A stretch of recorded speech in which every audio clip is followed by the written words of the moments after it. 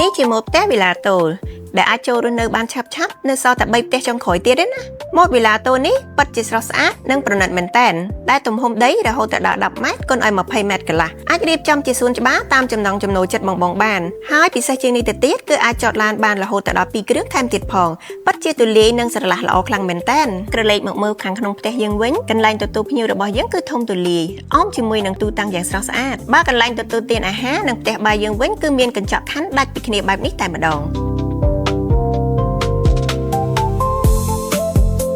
គ្រប់ជ្រុងផ្ដល់នៅពន្លឺគ្រប់គ្រាន់បើអត់បើកភ្លើងក៏មានអារម្មណ៍ថាអត់ងងឹតដែរម៉ូតវីឡាតូនេះបានរហូតដល់4បន្ទប់គេងនិង6បន្ទប់ទឹកហើយបើបន្ទប់មេគ្រួសារវិញគឺធំទូលាយខ្លាំងមែនទែនមួយជាន់ទី2នេះគឺសម្រាប់បន្ទប់មេគ្រួសារតែម្ដង